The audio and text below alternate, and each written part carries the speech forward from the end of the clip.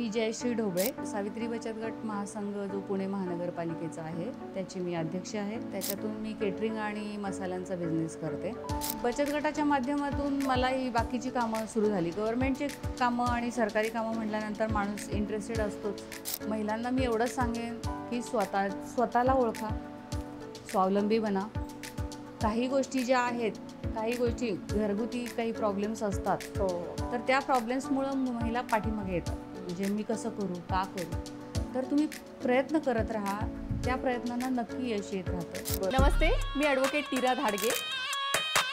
कोणत्याही क्षेत्रात तुमची कामगिरी वाखाणण्यासारखी असेल, इतक्या लोकांशी मी बोलतेय ना, काहीतरी रोज नवीन शिकायला मिळतं। एकमेकांना मदत करण्यासाठी तुम्ही ही कम्युनिटी जॉईन करू शकता, पुणे वुमन्स क्लब।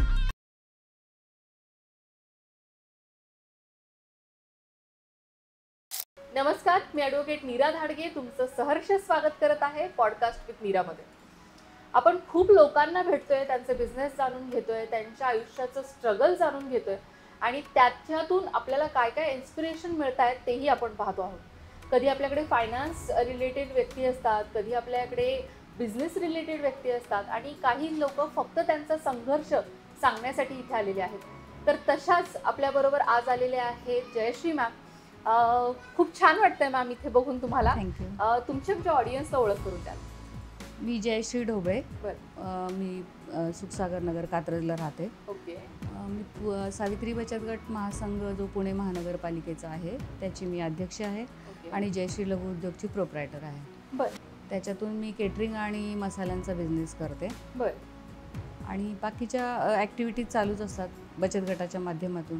रेशन दुकान आहे आमचं। महिला बचत गटामध्ये यायच्या आधी तुम्ही काय करत होता? बचत गटामध्ये यायच्या अगोदर माझं ब्युटी पार्लर होतं। मी 12 वर्ष ब्युटी पार्लर चालवलं। 12 वर्ष? हो। लग्न झाल्यानंतर डायरेक्ट इथं आल्यानंतर माझं ब्युटी पार्लर मी चालू केलं स्वतःच्या ह्याच्यात। ओके। आणि त्याच्यानंतर मग सुरूच झालं, जर्नी सुरू झाली थोडक्यात। बरोबर।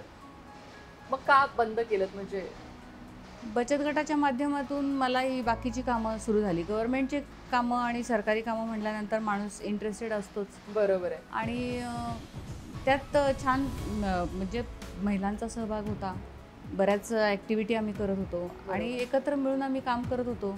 त्याच्यामुळे जास्त त्याचा स्कोप तयार व्हायला लागला आणि मग त्या निमित्ताने आणि पुणे महानगरपालिकेकडून पण आम्हाला भरपूर सहकार्य मिळायचं त्यावेळेला। आणि त्या पद्धतीने आणि बचत गट हे जे असे आहेत की जिथे सर्व महिला एकत्र येऊ शकतात, वेगवेगळे कार्यक्रम करू शकतात, वेगवेगळ्या त्यांच्या ॲक्टिव्हिटीज स्वतः तयार करू शकतात किंवा काही खूप छोट्या छोट्या महिला घरगुती बिझनेस करत असतात, पण त्या इतक्या हुशार असतात ना काही की आपण सांगू नाही शकत। म्हणजे त्यांची स्वतःची त्यांचा स्मार्टनेस खूप असतो। बरोबर। आपण म्हणजे आपल्याला असं वाटतं आपण छान शिकलोय म्हणजे आपल्याला सगळं येते, असं नाही।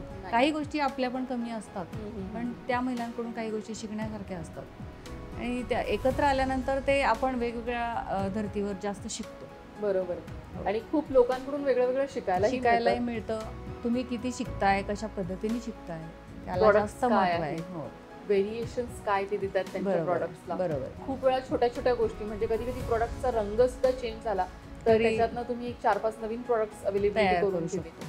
पण जोपर्यंत आपण एकमेकांना भेटत नाही किंवा दुसऱ्यांचे प्रॉडक्ट्स पाहत नाही तोपर्यंत कळत नाही ना की लोक काय करतायत। आणि वेगवेगळ्या म्हणजे थोडंसं एक 10 किलोमीटर गेलं की टेस्टमध्ये चेंज असतात मसाले। आता उदाहरणार्थ साताऱ्यामधली मी आहे। साताऱ्यामध्ये गेलात तर ते थोडंसं वेगळ्या पद्धतीने सातारी पद्धतीचं तुम्हाला मिळेल। त्याचबरोबर थोडंसं पुढे कोल्हापूर साईडला गेलं की कोल्हापुरी पद्धतीचं तुम्हाला मिळेल। बरोबर। म्हणजे त्यामध्ये पण व्हेरिएशन्स खूप असतात। आणि काय असतं की आपण आता मी मसाले बनवते तर मग त्याच्यामध्ये थोडंफार चेंजेस असतात, पण टेस्टला लगेच फरक जाणवतो, कळून येतो।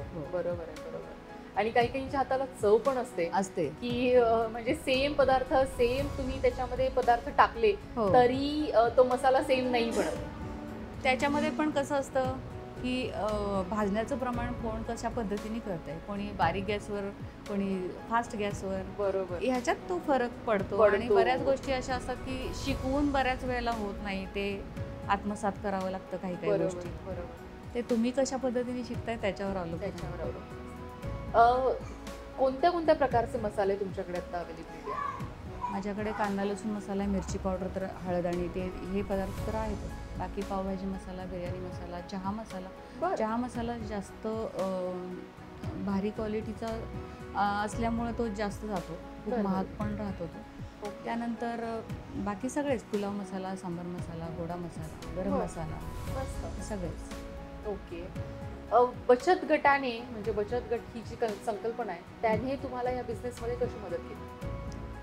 मसाल्यांसाठी अशी नाही, पण मसाले बनवून आम्ही जे शाळांना खाऊ बनवून देत होतो मिड डे मीलला, बरोबर. तर तो आम्ही ओरिजिनल मसाले वापरू शकलो त्याच्यामुळे. बरोबर.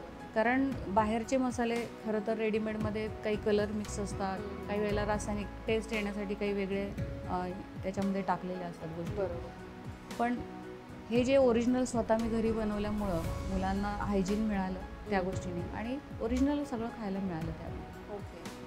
आणि मिड डे मीलचं जे होतं ते आमचं थोडं पण होतं. जवळजवळ 15,000 विद्यार्थ्यांचं आम्ही काम करत होतो. बरं. आणि जवळजवळ 30-40 महिला आम्ही एकत्र काम करत होतो त्यावेळेला. बरं. त्याच्यानंतर मी एकटी पण ते करत होते सगळं. ओके. आणि त्याच्यात भरपूर म्हणजे मसाला हा मेन गोष्ट होती की तुम्ही लहान मुलांना बनवताय, 1ली ते 8वीचे वर्ग आहेत, त्यांना बरोबर. बनवताय. बरोबर. मग त्या पद्धतीने त्या मसाल्यांची टेस्ट किंवा त्यांना कसं हवंय, मुलांना काय आवडतं, हो, हो. हे बघून पण बनवण्यात एक वेगळी मजा होती. बरोबर आहे, बरोबर आहे.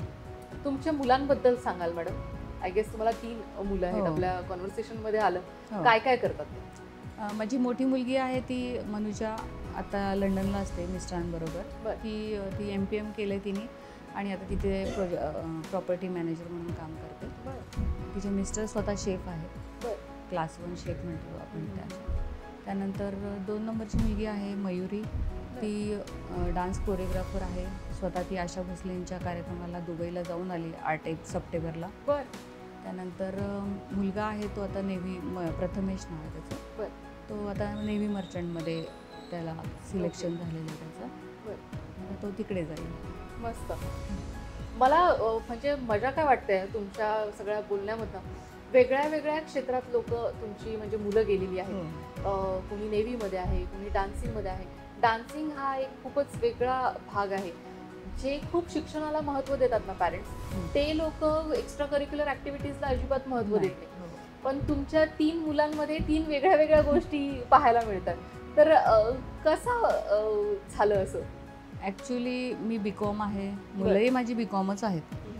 पण त्यांना मी हे सांगितलं होतं की याची ग्रॅज्युएशन जरी पूर्ण केलं तरी तुम्हाला जी ॲक्टिव्हिटी, तुम्हाला स्वतःला जे आवडतं आहे बरोबर. ते तुम्ही स्वतः करा.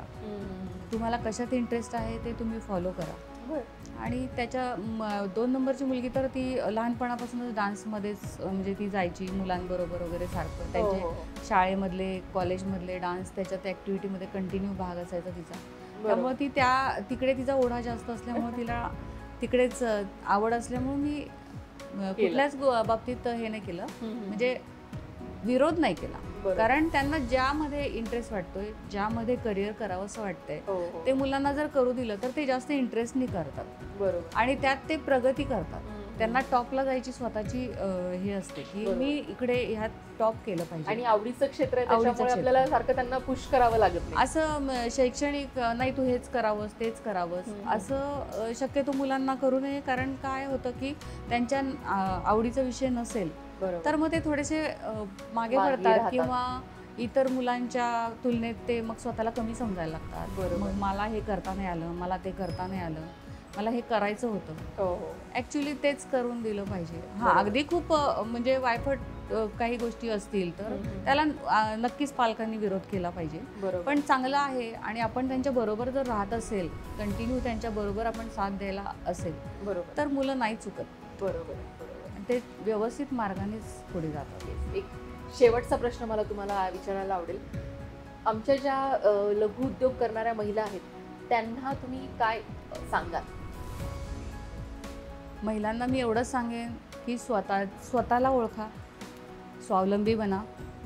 काही गोष्टी ज्या आहेत, काही गोष्टी घरगुती काही प्रॉब्लेम्स असतात, हो, हो. तर त्या प्रॉब्लेम्समुळं महिला पाठीमागे येतात. म्हणजे मी कसं करू, का करू, तर तुम्ही प्रयत्न करत राहा.